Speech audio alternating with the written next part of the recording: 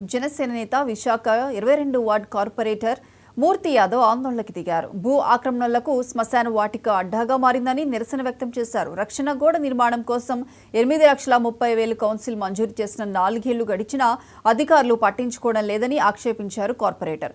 అలాగే శ్మశాన వాటికకు అభివృద్ధి కోసం 48,58,000 రూపాయలు విడుదల చేసినా పనులు చేయకపోవడాన్ని తప్పుపట్టారు. రక్షణ గోడతో పాటు అభివృద్ధి పనులను వెంటనే పూర్తి చేయాలని కార్పొరేటర్ డిమాండ్ చేశారు.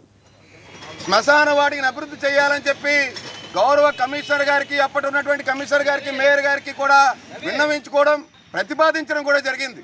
అయితే శ్మశాన వాటికి రక్షణ గోడ ఎక్కడ కూడా శ్మశాన వాటికి కబ్జా కాకుండా రక్షణ గోడ ఏదైతే కూలిపోయిందో ఆ రక్షణ గోడ వెంటనే తక్షణమే నిర్మించాలని చెప్పి దాని యొక్క ప్రతిపాదన పెట్టడం జరిగింది.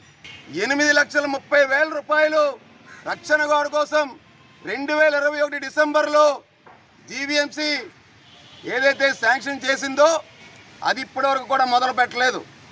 2021 డిసెంబర్ నేను గెలిచిన ఏడాదిలోనే ప్రతిపాదన ఏదైతే ఆమోదించబడిందో దానికి తోడు శ్మశాన వచ్చేటువంటి ఎవరైతే కాలం చెల్లిన వాళ్ళు ఎవరైతే ఉంటారో వాళ్ళందరికీ కూడా ఈ యొక్క శ్మశాన అభివృద్ధి చేయాలని చెప్పి 48,58,000 రూపాయలతో ఒక అభివృద్ధి ప్రణాళికను రూపొందించి టెండర్ అయినప్పటికీ కూడా జనవరి 2023లో కాంట్రాక్టర్ అగ్రిమెంట్ అయినప్పటికీ కూడా ఆ కాంట్రాక్టర్లతోని జీవీఎంసీ అధికారులు ఎందుకు పనులు చేయించడం లేదు? 2 ఏళ్ళు గడుస్తున్నా కానీ